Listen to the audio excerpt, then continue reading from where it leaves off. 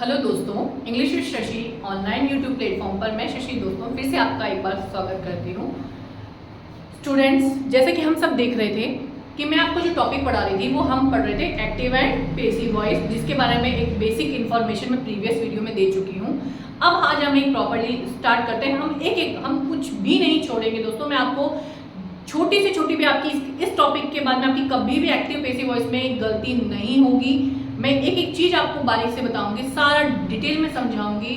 बहुत important topic है active and passive voice. चलो आज हम शुरू करते हैं।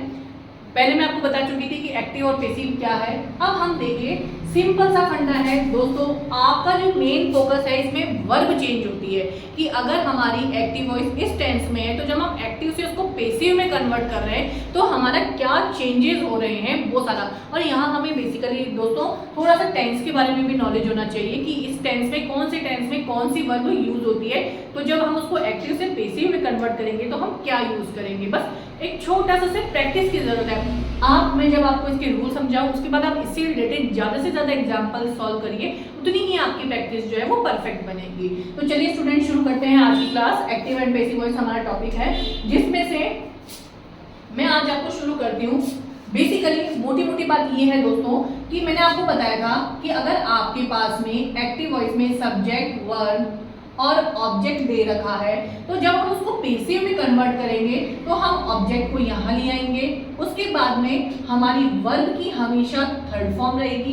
टेंस हमारे पास चाहे एक्टिव में फर्स्ट फॉर्म में आए, हमारी वर्ब चाहे सेकंड फॉर्म में आए, चाहे थर्ड फॉर्म में आए, लेकिन when we convert in the first suppose that अगर हमारे एक्टिव में वर्ब की फर्स्ट फॉर्म है, we always use वर्ब की third form in passive voice। हम हमेशा जो है हमेशा वर्ब की थर्ड फॉर्म यूज करेंगे। उसके बाद में हम फिर बाय लगाएंगे, बाय ऐड करेंगे और हम ऑब्जेक्ट की जगह हमारा यहाँ पर सब्जेक्ट को प्लेस कर देंगे। सिंपल सा फंडा, सिर्फ इतना ध्यान रखना है आपको।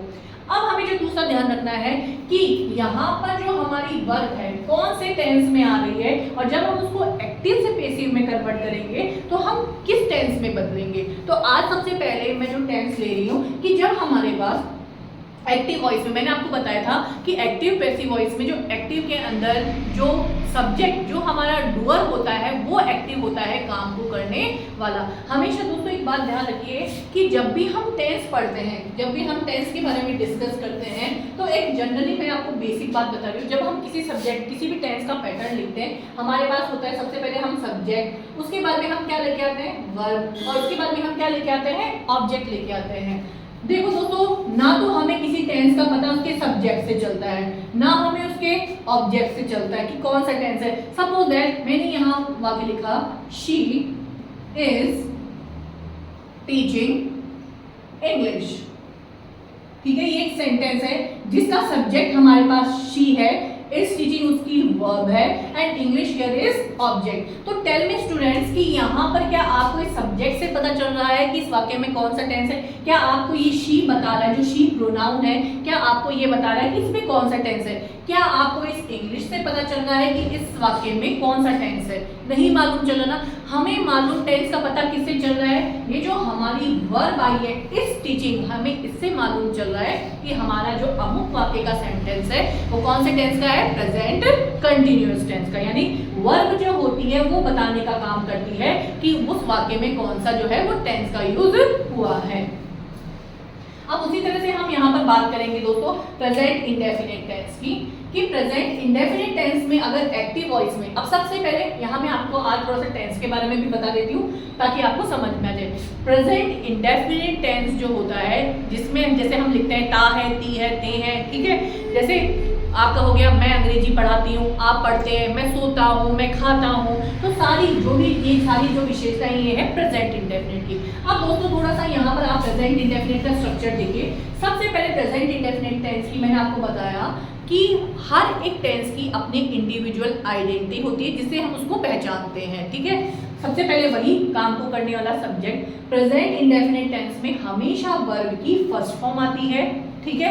और उसके बाद में एस कब होता है? जब हमारा सब्जेक्ट काम को करने वाला जो डूअर है वो अगर सिंगुलर है ना, दो ही है, सब्जेक्ट को दो भागों में बांटा जाता है, एक तो सिंगुलर एक वचन, प्लूरल बहुवचन। हिंदी में संस्कृत में 3 होते हैं, एक वचन, द्विवचन, बहुवचन। इंग्लिश में सिर्फ 2 ही है, सिंगुलर है, प्लूरल। तो अगर हमारा सब्जेक्ट सिंगुलर है तो हम मेन वर्ब में क्या लगाते हैं, एस या एस या ऑब्जेक्ट। जैसे फॉर एग्जाम्पल मैं यहाँ पर एक वाक्य लिखती हूँ, वह स्कूल जाता है। ये हमारे पास टेंस है। कौन सा टेंस हो गया, ये present indefinite with the end of ता है, टी है, ते है, इसकी ये पहचान होती है। ठीक है, वही सबसे पहले आ गया हमारे पास सब्जेक्ट, वह स्कूल जाता, तो क्या हो गया, ही। जाना, काम क्या कर रहा है, जो हमारा डूअर है, जो वह है, वो काम क्या कर रहा है, जाने का। जाने को इंग्लिश में क्या बोलते हैं, गो। अब प्रेजेंट इंडेफिनिट ये कहता है कि अगर आपका सब्जेक्ट सिंगुलर है, ही हमारे पास सिंगुलर है, तो आप मेन वर्ब में एस या ईएस लगा दो। तो हम यहाँ क्या लगा देंगे, ईएस हमने लगा दिया। उसके बाद में जब हम किसी तरफ जाते हैं, चाहे हम मंदिर जा रहे हैं, हॉस्पिटल, जब हम किसी चीज की तरफ गति मूव करते हैं तो हम टू प्रेपोजिशन का यूज करते हैं, ही गोज टू स्कूल। तो स्टूडेंट्स, ना तो हमें ही से पता चला, ना हमें स्कूल से पता चला किस वाक्य में कौन सा टेंस आया, हमें किससे पता चला, हमारी इस वर्ब ने हमें ये बताने का काम किया है कि अमुक सेंटेंस में जो टेंस यूज हुआ है वो प्रेजेंट इंडेफिनिट टेंस का यूज है। ठीक है, प्रेजेंट इंडेफिनिट टेंस का कहाँ यूज होता है, जनरली ये तो हमने सब नहीं पढ़ा है कि देखो टेंस और टाइम दो अलग अलग चीज होती है। कभी कभी वर्तमान टेंस होकर जो है समय भविष्य का दिया जा सकता है। ठीक है, तो ये आपको मैं डिटेल में जब कभी टेंस पूरी करवाऊंगी वहां आपको पूरा नियम समझाऊंगी। जनरली देखिए, जैसे अर्थ, आप सरल सा एग्जांपल ले लीजिए, द सन हमारे पास यहाँ पे, ठीक है, ब्लैंक है, इन द ईस्ट,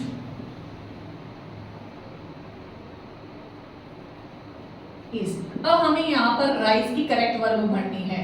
ठीक है, हमारे पास दिया, तो यहाँ पे कौन सा टेंस यूज होगा, यहाँ पर यूज होगा present indefinite, the sun rises in the east. अब देखो, सूर्य आज तो पूर्व में उदय नहीं हो रहा भाई, वो पास्ट में भी उदय होता था, आज भी उदय होता है और भविष्य में भी सूर्य उदय होगा। बट यहाँ पर क्या नियम काम कर रहा है कि यहाँ पर जो है प्रेजेंट इंडेफिनिट टेंस का यूज हुआ है। ये मैं आपको डिटेल में बाद में समझाऊंगी सारे नियम, आप पहले मेरे प्रीवियस वीडियो में भी देख सकते हो, वहां मैंने सारे टेंस बताए हुए हैं बेसिकली। अब देखिए, इसके पीछे हमारा ग्रामर का रूल ये कहता है कि जो यूनिवर्सल ट्रूथ होते हैं, जो सार्वभौमिक या तो घटनाएं या सार्वभौमिक सत्य जो भी होता है, उसके साथ हम प्रेजेंट इंडेफिनिट टेंस का यूज करते हैं। सिंपली सब, जैसे ता है, ती है, ते है, वहां तो होता ही है।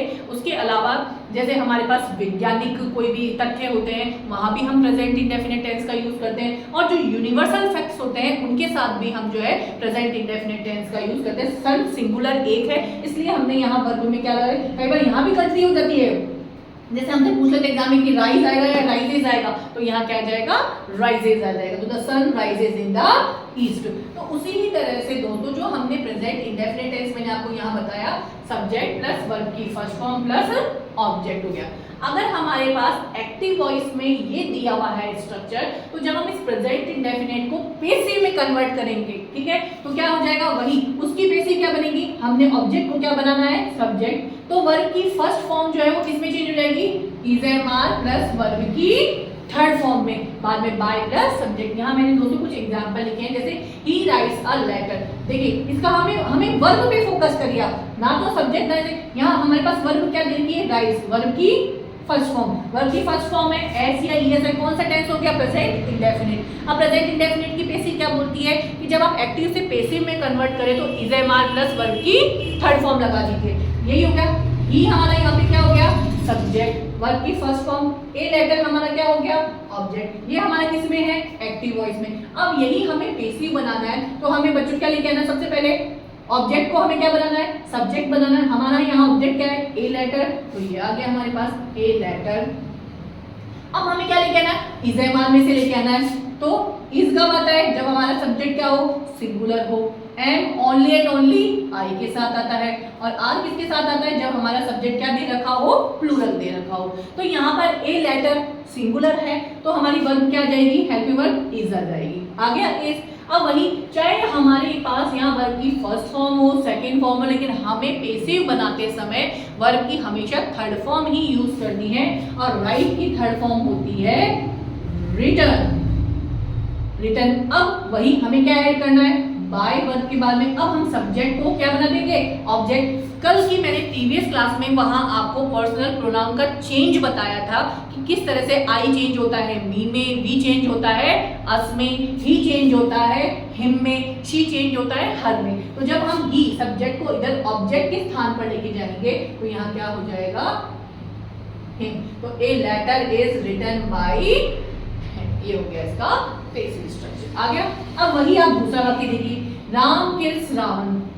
एक बात हमेशा ध्यान रखना, जब भी आपके पास में प्रॉपर नाउन आए, कॉमन नाउन, प्रॉपर नाउन, ठीक है, नाउन के जब भी प्रॉपर नाउन आता है उसका पहला हमेशा जो लेटर होता है वो कैपिटल होता है, ठीक है, हमेशा कैपिटल लेटर होता है। तो राम किल्स रावण, यहाँ सब्जेक्ट कौन है, राम। किल हमारी वर्ब है, वर्ब की फर्स्ट फॉर्म है, इसमें एस क्यों लगाया, क्योंकि राम हमारा क्या है, सब्जेक्ट सिंगुलर है और रावण हमारा ऑब्जेक्ट। अब बना डालिए इसका बिल्कुल से पैसिव, क्या हो जाएगा, रावण सिंगुलर है तो इज, किल की थर्ड फॉर्म किल्ड, किसके द्वारा, राम के द्वारा, बाय राम। ये हो गया। अब यहाँ पे मैं आपको राइट की तीनों फॉर्म भी लिख देती हूँ ताकि आपको यहाँ वर्ब फॉर्म भी याद हो जाएगी, राइट, रॉट और रिटन। ये लीजिए दोस्तों, ये इसकी तीनों फॉर्म आ गई। किल की तीनों फॉर्म हो जाती है, किल, किल्ड, किल। अब अगला देखिए, I teach them. I subject, teach हमारी वर्ब, ठीक है, और देम हमारा ऑब्जेक्ट। जब हम देम को सब्जेक्ट में लाएंगे तभी क्या हो जाएगा, दे। अब दे के साथ इस्तेमाल में से क्या आएगा, आर, दे आर। टीच की थर्ड फॉर्म, देखिए यहाँ पर हमें वर्ब फॉर्म की नॉलेज होनी चाहिए, हमें वर्ब फॉर्म याद होनी चाहिए कि टीच की थर्ड फॉर्म क्या होती है। कई बार हमें आती ही नहीं कि हमारी थर्ड फॉर्म क्या है कई लोगों को। तो टीच की टीच्ड नहीं होती है, टीच की तीनों फॉर्म होती है, teach, taught, taught, teach, taught, taught. तो यहाँ क्या आ जाएगा, दे आर टॉट। अब आई सब्जेक्ट है, जब हम उसको यहाँ ऑब्जेक्ट पे ले जाएंगे तो क्या आ जाएगा, taught by me। आगे समझ में। अब अगला वाक्य, you help me। you हमारा वही सब्जेक्ट, help हमारी वर्ब है, me हमारा ऑब्जेक्ट है। अब हम इसकी पैसिव बनाएंगे तो जब हम me को यहाँ सब्जेक्ट की जगह लाएंगे तो क्या हो जाएगा, I। अब I के साथ इस्तेमाल में से क्या आएगा, I am, ठीक है। अब help की third form, helped by you। आगे समझ में। तो इस तरह से दोस्तों ये सारे जो है आपका प्रेजेंट इंडेफिनिट की मैंने एक्टिव से पैसिव में आपको सारे बेसिकली बता दिए। अब आप इससे रिलेटेड ज़्यादा से ज़्यादा एक्सरसाइज सॉल्व करिए कि जो है उससे फिर आपकी कभी भी जो है वो गलतियां नहीं होगी।